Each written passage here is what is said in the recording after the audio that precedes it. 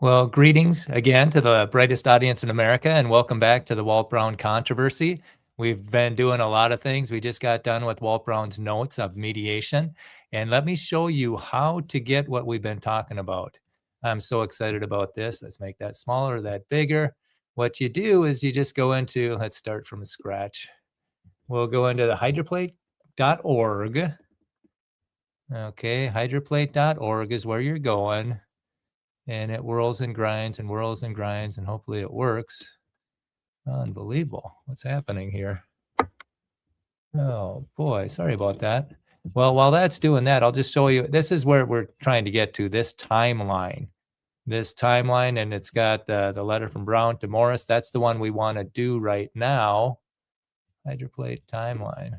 Yeah, let's see. Why is this not working? Okay, yeah, well, this one might be working. Hydroplate.org. Is that going to work? Oh, maybe somebody's working on the page. That wouldn't be good. Okay, well, we'll go to, let's see. Oh, there we go, hydroplate.org. Let's go to the hydroplate controversy. Let's go up to the timeline, which is really, really, really, really, really cool. So you just click on it, and this is what we've done.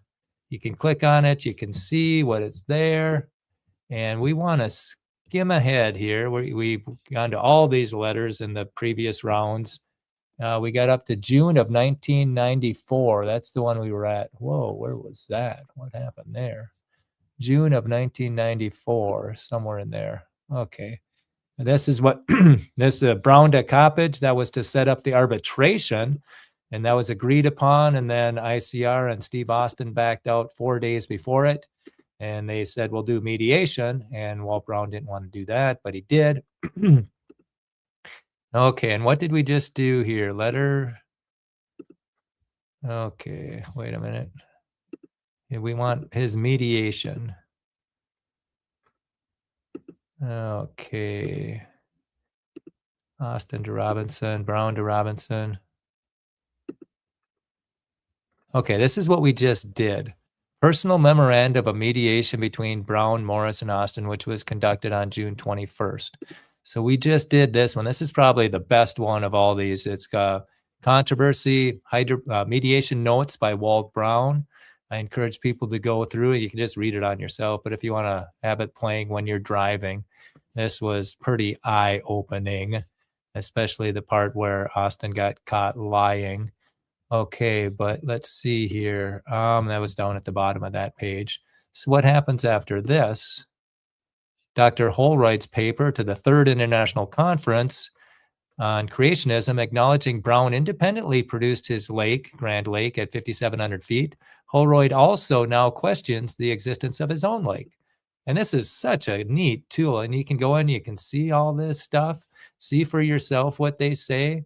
Man, this is such, whoever, the person who put this website together, man, this is top notch right here. Okay, and then there was a letter from Brown to Robinson. There was a letter from Austin to Robinson. So this is what their emails are going back and forth after the mediation. They're still trying to get the endnote 40 cleaned up and the Radis sheet, worded quite properly. And we've read these already on previous emails. And we've done this one.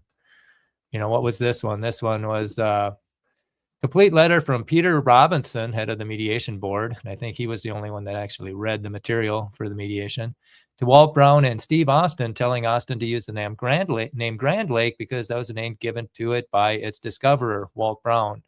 Dated September of 21st of 94. Another letter outlining the mediation panel ruling. Robinson to Brown and Austin. I think we've read all these. And then Austin to Robinson. So they're trying to push back on what he's decided. Robinson to Brown and Austin, November. And I think we did that November one already. November, let's see here, Pepperdine University. Yeah, they're just kind of going back and forth on what the end notes should be. And let's do this letter let's do this next one. Okay, December 29th, 1994, letter from Brown to Morris. Okay, This is December 29th, 1994, and we get to see the actual letterhead. I love this. This is the Center for Scientific Creation. That's Walt Brown's organization. And let's see, it's from Dr. Walt Brown, and it's going to Dr. Henry Morris, dated December 29, 1994. Let's see. I just want to make sure you're seeing what I'm seeing. Do you see what I see? Yes, you do. Okay. Okay, dear Henry, your entire letter of December 20th is produced below. I will comment on each portion of it. Morris writes, I have read your letter dated December 14th to our ICR board members. It was our understanding when we sent you the names and addresses of our board members that you would be sending them only the joint statement by the chairman of our mediation team as part of the 50 key people desired to have this statement. Brown replies, when you say it was our understanding, the reader has the false impression that our refers to you and me, therefore I broke an agreement we had. Instead, you mean you and Don Rohr had the understanding.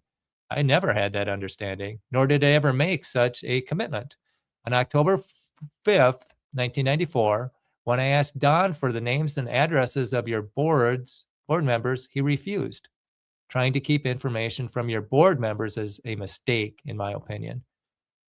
I then wrote back and explained why I needed them. Then Peter Robinson asked me to provide him with pre-printed labels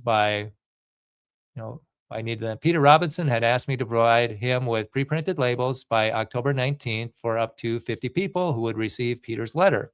When Dan finally faxed me the names and addresses, he attached a note saying, it is requested that these names and addresses be used only for this purpose.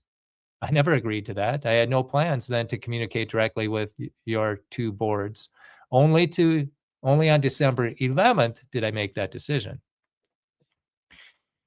Morris, our agreement was, of course, that if the two sides could not agree on the content of this joint statement, then both sides would be bound by the compromise statement prepared by the chairman of the mediation table. The agreement stipulated that Peter Robinson will draft the final language based on the input from Brown and Austin. Well, Dr. Brown says, what you say is correct, but incomplete and therefore misleading. Our mediation on June 21st ended with a good agreement for everyone. It had three parts. One, an errata sheet would be placed in each unsold Grand Canyon book if 1,000 or more remained. Peter would resolve any disagreements on what were and were not errors. The errors would not be repeated in future printings. 2, neither side would attack the other's integrity. 3, a letter would be sent up to the 50 people I selected. A letter would be sent to up to 50 people I selected, people who had heard or inquired about this conflict or who had some need to know, such as board members. They would receive a letter stating what happened. As you said, Peter was to write the letter if Steve and I could not agree on its wording. No one outside our organization would be told of the matter. If someone asked, they would be given a copy of the letter. Steve broke the agreement by blocking number 1 above. He continually evaded my frequent question, how many books remained? That question had to be answered before work on an errata sheet could begin. Steve delayed and misled for 3 months until the book's inventory was almost zero. Attachment A gives the chronology. Okay, Morris. In any case, you have now chosen to make your accusations and threats to both our board and our technical advisory board. Because our full board does not meet again until January 21st, I will ask one of the local members of the board to review the entire file in time to make recommendations to the board at the meeting. The technical advisory board never has meetings and would not be involved in any decisions.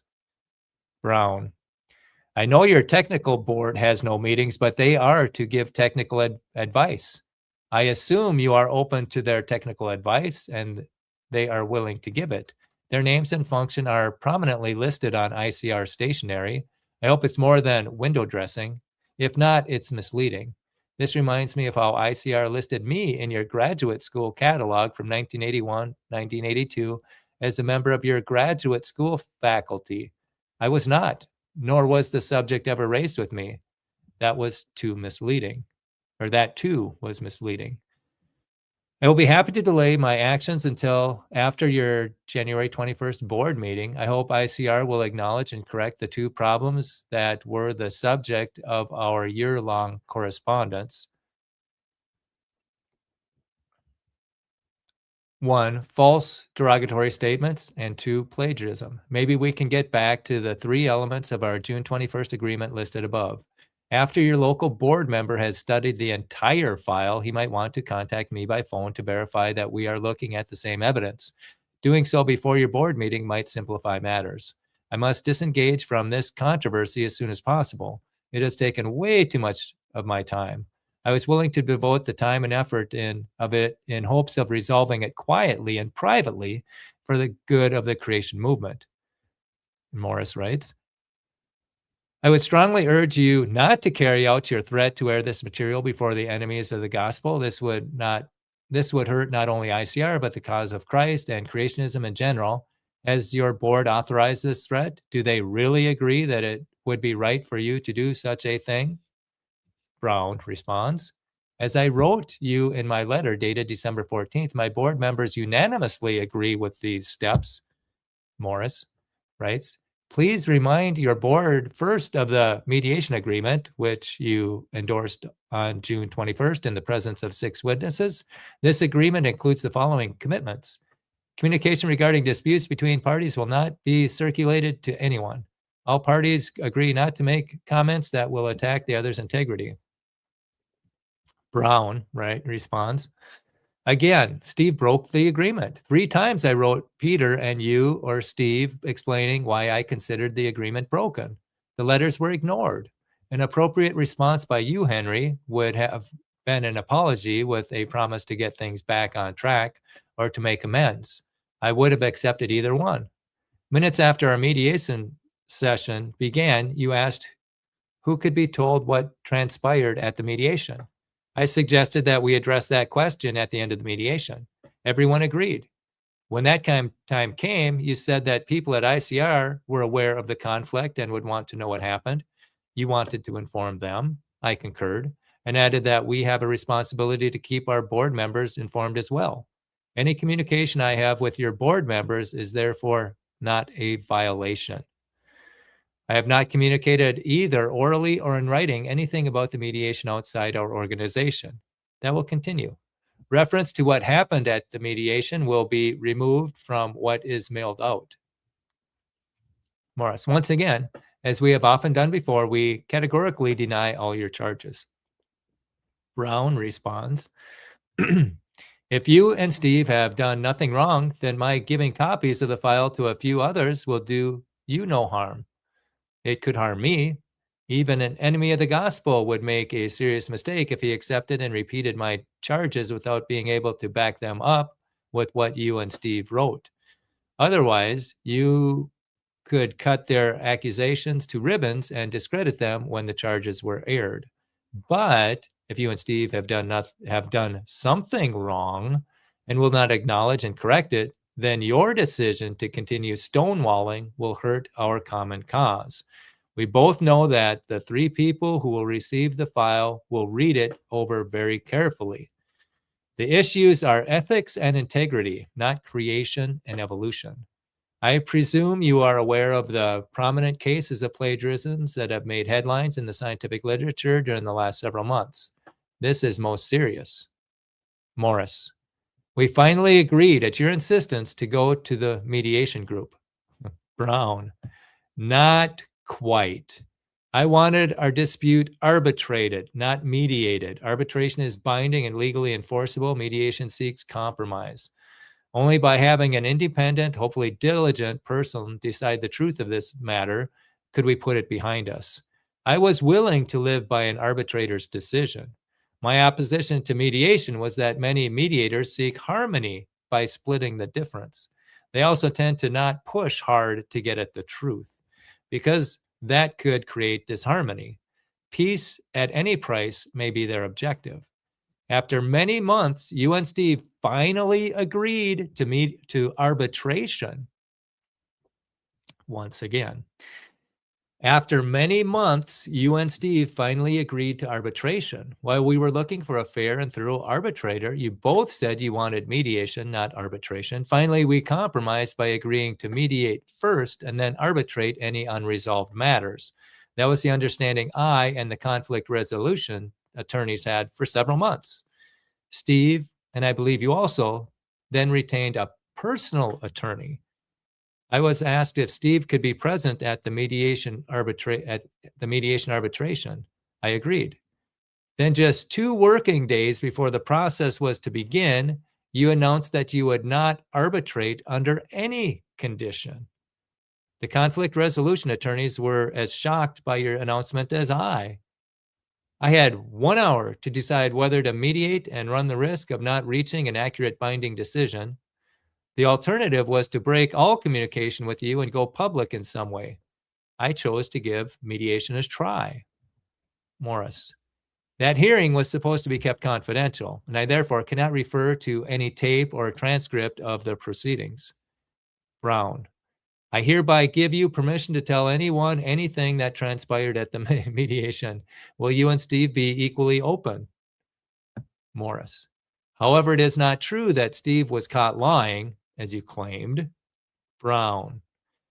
Hours after the mediation, I began to make an accurate and detailed memorandum of what happened and who said what. The following exchange between us relates to whether or not Steve was caught lying. The words in brackets were not spoken at the mediation. They are included to clarify or for clarity or amplification. I asked Steve if he had recently mailed a letter asking for criticism of me. Austin looked puzzled and said he had not. I looked him in the eye, waited for a few seconds, and then said he had done so. A few more seconds of silence. You even sent a draft of what you wanted said, but asked him to put it in his own words. You suggested it's a, quote, Walt Brown had taken work belonging to others and some people were bothered by it, unquote. Finally, you said there was no need to contact Walt Brown. More silence, while I decided whether to mention my source's name. You sent such a letter to so-and-so. Austin then said that he had made a phone call to so-and-so. I contradicted Austin, saying, no, you sent a letter, and that letter was read to me over the phone. I repeated the gist of his letter. Austin finally agreed that he had. I asked him why he had not contacted me first if he felt I had done something wrong. Austin did not answer. I told him doing so would be the biblical approach and might have been surprised had he done so. And he might have been surprised had he done so. I then asked Morris, Henry, were you aware that Steve was doing this? Henry, were you aware that Steve was doing this? Morris stammered, but didn't answer. This spoke volumes, and then said, this is an example, Henry, of derogatory and damaging things from ICR being spread about me. Finally, with a puzzled look on his face, Morris seemed to recall hearing about some contact being made with so-and-so. Austin then told us what so-and-so said. Again, I had to contradict Austin. So-and-so only declined to make a statement. I know because so-and-so sent me a copy of his letter back to you. Austin was silent. Austin had been caught lying. I didn't dwell on it, but everyone in the room heard it. I have always been impressed with how sincere Steve Austin sounds when denying any wrongdoing. Even with the evidence of his false statements in front of him, his denials have sounded so convincing that I wondered if somehow the evidence was wrong or if he had fooled himself. It is always best to follow the evidence. Henry, if you and Steve have a different recollection of what was said, please spell it out in some detail. Then we can discuss it in depth. I asked for such a response from Steve and Peter on September 6th, but have heard nothing. In a phone call I had with Steve on August 4th, I brought up the lying episode. Steve's only response was, I don't want to talk about it. Morris. Neither is true that he deliberately and deceitfully broke our mediation agreement. If you're referring to the delay of getting an errata sheet inserted into the first printing of the Grand Canyon book, the delay was at least as much your fault as Steve's.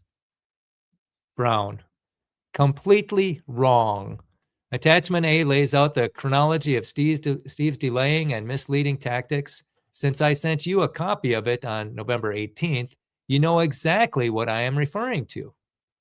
On July 5th, I got Steve 7 pages detailing the errors in his book that he related to our controversy. They included a suggested wording of the errata sheet. On July 25th, he wrote back saying he was extremely busy and that the first printing of Grand Canyon Monument to Catastrophe will soon be exhausted. In other words, he was implying there was no need for an errata sheet. The stonewalling continued for months. Although Peter Robinson had sent copies of all our correspondence, he said and did nothing. When Peter finally wrote Steve and me on September 21st, no mention was made of an errata sheet, even though that was the key element of our mediation agreement. Morris, we could not prepare an errata sheet until the two of you could agree on as to what errors were to be corrected. And this agreement was never achieved. In fact, it finally had to await Peter Robinson's compromise statement because you and Steve never could agree on what it should say. Brown, the ball was always in Steve's court, as I outlined above. He maintained for months that an errata sheet was not needed because the books were almost gone. When Peter first mentioned the errata sheet on November 14th, it was too late. By then, Steve was saying only 144 books remained. Morris, you have considered the possibility that you yourself breached the June 21st mediation agreement? Have you considered the possibility that you yourself breached the June 21st mediation agreement? Why was your board member, Bill Ball, making statements in July to Dr. Russell Humphrey and Robert Walsh concerning these mediation discussions? Brown, I explained this in detail to Steve and the mediators in a letter detailed at August 1st, 1994. Many at the conference were aware of and talking about our controversy. A friend from a foreign country even wrote me about it after the conference. I don't know who started talking about it since I was not there, but I do know that ICR representatives at the conference was at least 10 times CSCC's. Presumably, the ICR people knew ICR's version of the controversy. Bill Ball said that Russell Humphreys expressed the opinion that I had taken material from Steve. Since Bill knew what had happened, this distortion angered him, and it resulted in him saying a little of what he knew. Both Bill and I regret his comments, as I stated in my August 1st letter. Morris, your letter dated December 14th to the ICR board and technical advisory board now both threatens to disavow its decision and also attacks our integrity. Brown, you're right. Our integrity is at issue, yours, Steve's, and mine. I am willing to place all details on the table so anyone can make a judgment. Are you? Morris, Walter, once again, I would urge you and your board to let this matter rest. That is what you agreed to do on June 21st, regardless of who is at fault, and each of us seems convinced it is the other side. It can only harm the cause to which we both are dedicated to let this argument go on. Brown, you and Steve have made 5 or 6 major miscalculations. Each made it harsher for you to deal with the problem. Please don't add one more to the list by trying to sweep the problem under a rug. The first miscalculation was in March of 1991 when I wrote and asked you to stop the false derogatory comments about me coming from ICR. You personally started it. Here in 1984, or Henry in 1984, as I explained to you in a detailed letter, in that letter I said if it continued, I would need to respond in a broader way.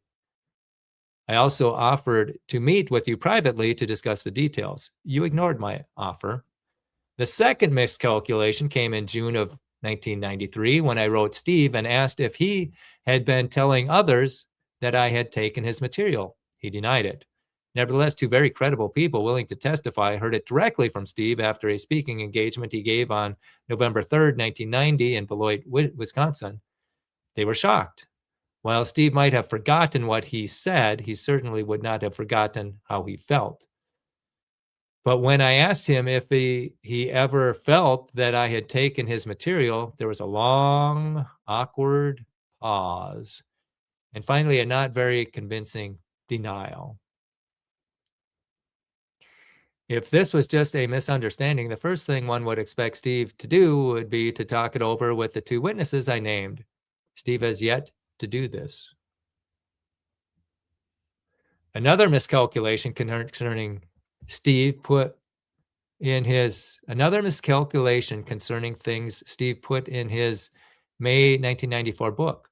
While he was obviously trying to protect himself by the words he chose, a mutual friend of the three of us told me that Steve dug the hole he is in even deeper. One falsehood which would catch is Steve's statement on page 109. Post-flood ponding of water east of Grand Canyon behind a tectonic upwarp was suggested as the leading cause to cutting the canyon by Steve Austin and John Whitmore, 1986, page 48. That hard-to-get document says nothing of the kind. As with Steve's backbiting in his 1989 guidebook, this appears to be an attempt to predate what I published in 1989 and what I was saying in large forums during the fall of 1988. When I discussed this with Steve, all I got was irrelevant and in some cases incorrect geological jargon.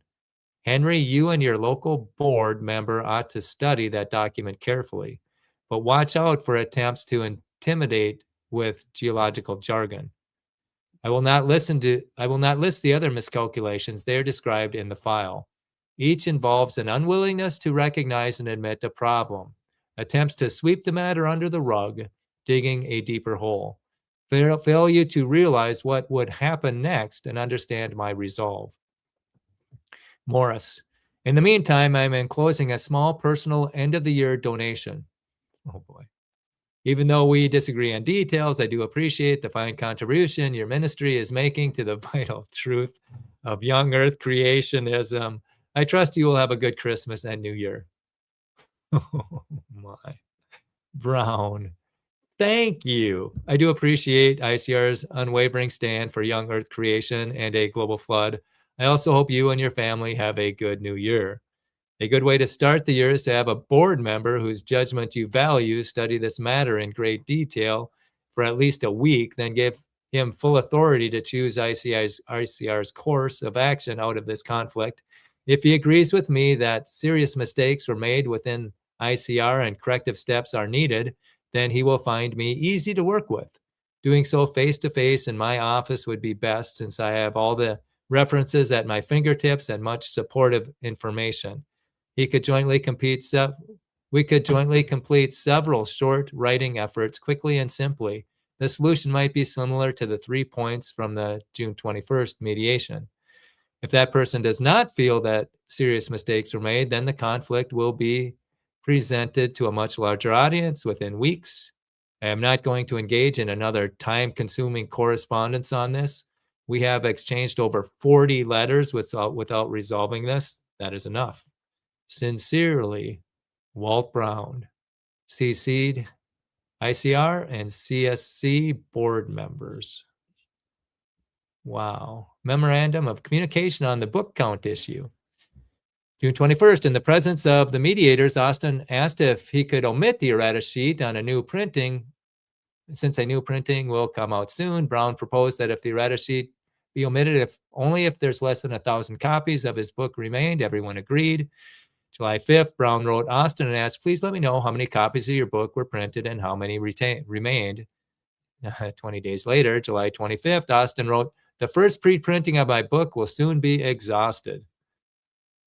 August 1st, Brown faxed Austin a letter and said that the statement of July 25th did not answer the question. Please let me know how many copies of your book were printed and how many remained on June 21st. He also asked how many books were printed and how many currently remained. Brown said he would call the next day for an answer. August 4th, Austin returned Brown's call. Austin said that he did not know the answers, even the number of copies of his book that were printed. Brown asked Austin if he could ask Don Rohr, ICR's business manager, how many books remained. Austin replied, Don doesn't know. He would have to go looking in the warehouse. Why do we need an inventory? We should be working on the content. Why do we need an inventory? We should be working on the content. The books were not inventoried. We are running low. August 5th, Brown wrote Austin that since ICR was not reprinting the book now, it was safe to conclude that more than 1,000 books remained on June 21st. Austin was to contact Brown if that was incorrect. August 22nd, 2 weeks later, Austin called Brown and said that he just counted the number of books in the warehouse. Only 750 copies remained. He could not say how many remained on June 21st, how many were printed, or when they would reprint. Brown explained why the last two questions would allow us to estimate how many books remained on June 21st. August 29th, Austin wrote, less than 800 copies of the book remain. What? It was only 750 a week before. Less than 800 copies of his book remain. Thus, we need to prepare for the second printing of the book almost immediately. September 6th, Brown wrote Peter Robinson with a copy going to Austin and discussed in detail the book count issue. We needed to know how many books remained, not how many were in the warehouse. Many books are in packing and shipping areas. Brown explained that Don Rohr almost certainly had the answer at his fingertips. Robinson did not respond in any way to the problem. September 27th, Brown called Austin and asked if he would join Brown in a conference call to Ron Rohr and ask how many books remained. Austin was adamant, I will not. Brown said that he would then call Don Rohr himself. Austin said that Rohr would tell Brown, it's none of your business. Oh my. September 28th, Brown called Dan Rohr and explained why he needed to know how many copies remained.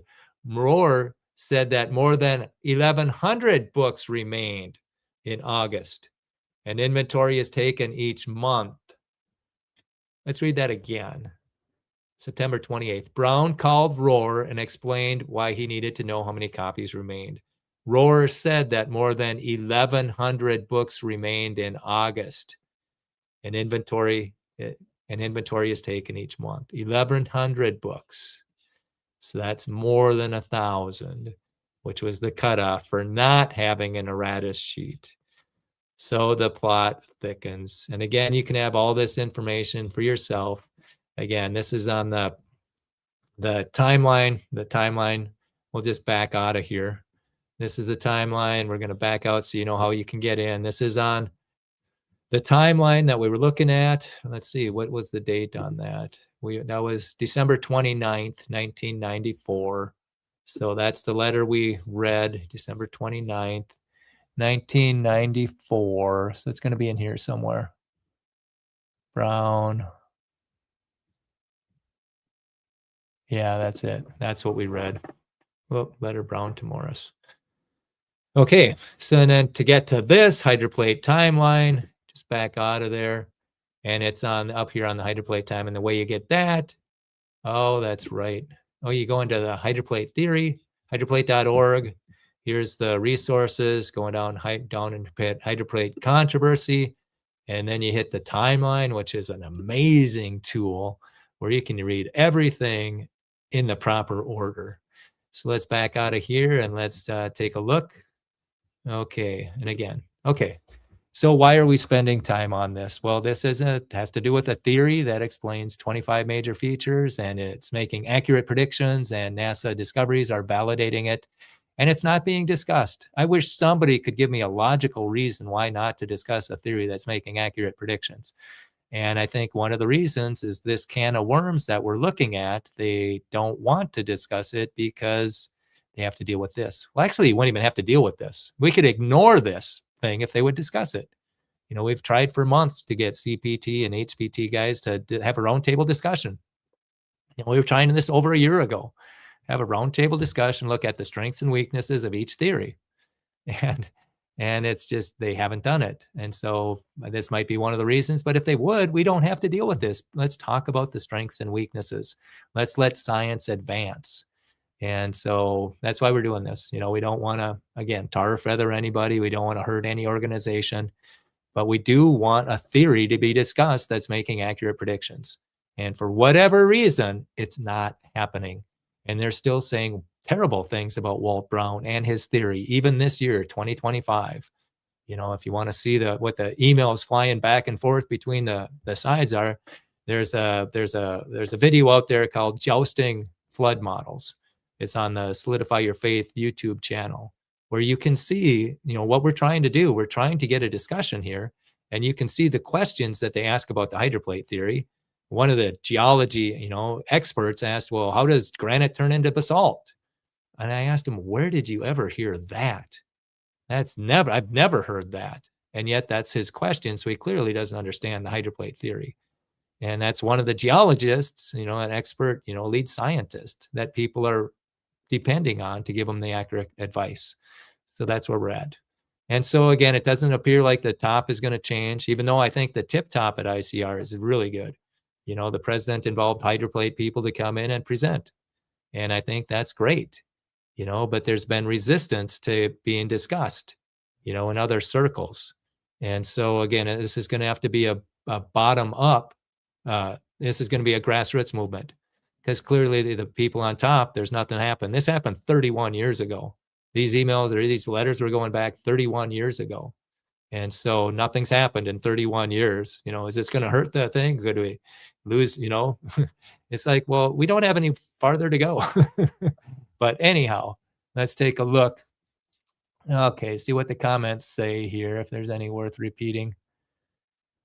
Okay, let's see. What is this? Yeah, we just discussed this. We're just trying to get science to advance. That's what we want. Let's take a look at this theory. You can go into the Hydroplate Week of Celebration. Yeah, we'll show you this. Let me share you where you can go get some more information. And I encourage people to go into the Week of Hydroplate Celebration. It's on YouTube. And then just search blackballed. Or maybe you can even do it with black. Can you do it with black? We'll test that out. Nope, it's got to be blackballed. The title of the talk is Why Was Walt Brown Blackballed? And then you can hear it. You can see it yourself. And it's pretty sad the way Walt Brown was treated. And so we just want that situation to be rectified. We want people to honor him instead of slander him. And he's the Isaac Newton of our day, and he's been kicked to the curb by evolutionists and creationists alike. And that's a tragedy. And we're trying to fix the tragedy. If a man makes a mistake and doesn't correct it, he makes another mistake. And there's been a lot of mistakes made here, a lot of misinformation. And that should, let's drop out of here. Yeah. And so that there's been a lot of mistakes made here. So again, I thank you for taking a look into this, and I encourage you to start asking questions. When you go to hear creationists speak, when you go to the creation museums, when you have an opportunity, even if you're they're speaking on a podcast, put them in the comment sections. What do you think of the hydroplate theory? Why isn't the theory that's making accurate predictions being discussed? Will you put it into your flood museum? Put it in your museum. Will you allow us to think about flood models instead of just memorize what you're presenting? I mean, that's what the evolutionists do with their blind chance dogma. They only present one idea. And as Christians, we should have a higher standard than that. If there's two theories out there, present them both. Let people think. Set an example for the blind chancers. And even Walt Brown set a tremendous example. He was friends with Bob Dietz, who was one of the founders of plate tectonics. He coined the term seafloor spreading. And yet they could be friends and they could discuss their theories. We can't even get a discussion with a catastrophic plate tectonic proponent. There's people that want to know more about the flood models. They want to know, but there's resistance inside their organizations. And there's a saying out there, sometimes science progresses one funeral at a time. And hopefully that's not the case here, but who knows?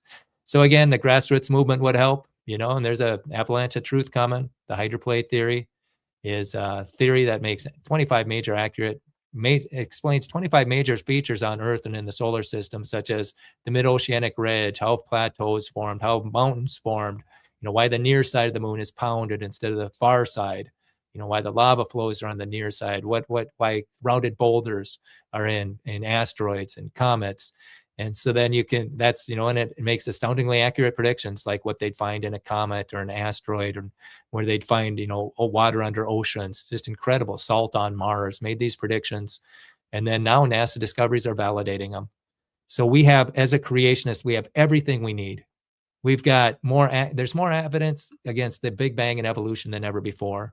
There's more, the Big Bang's falling apart, the origin of life is falling apart, evolution is falling apart, and I would submit plate tectonics is falling apart.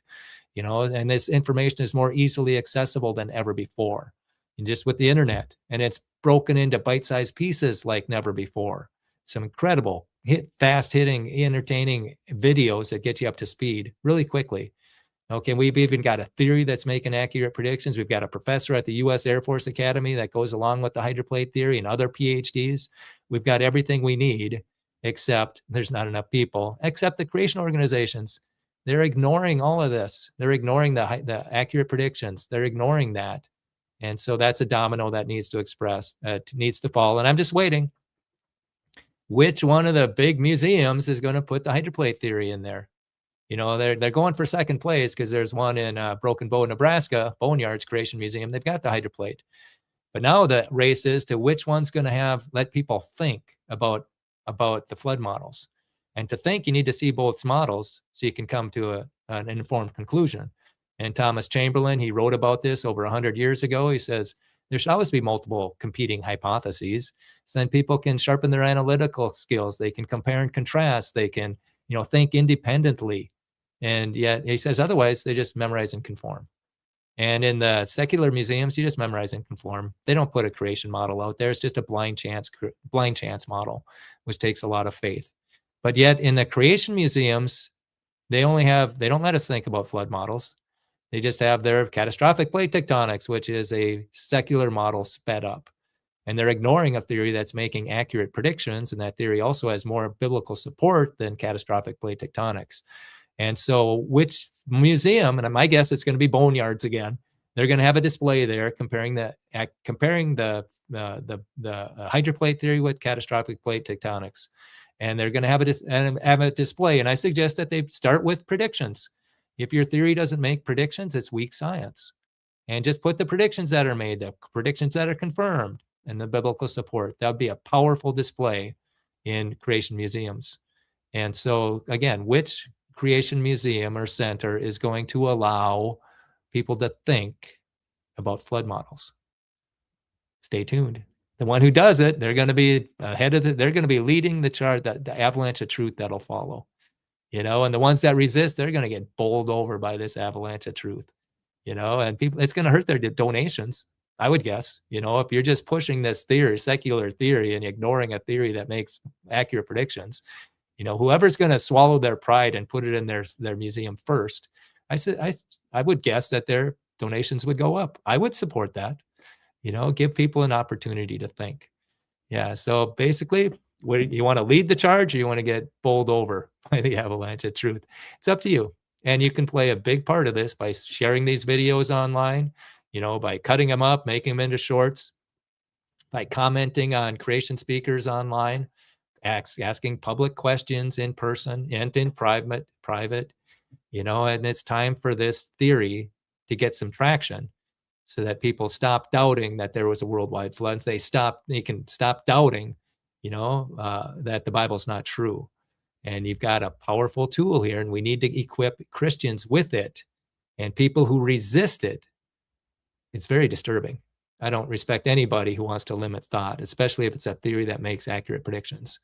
And people who want to see it, who want, the injustice to be done, I have so much respect for them. So much respect for them. But there's resistance inside their organizations. And there's even creationists who don't even want to be seen on camera asking questions about the hydroplate. They think it could impact them financially or for whatever reason. There's a tape out there, but they didn't give us a green light to show it. Okay. And there's also a guy out there. He won't make hydroplate theory videos because it might impact his business. because a major creation organization might stop doing business with them. So there's coercion out there, and I don't respect anybody who wants to coerce silence about a theory that's making accurate predictions. So that's where we're at. I hope you're enjoying this series. It'll be interesting to see what happens next. I know there's going to be another actor coming into the scene, Pastor Kevin Lee, and so it'll be interesting to see. So the saga continues. The truth is coming to light. And thank you so much for taking time to look at this.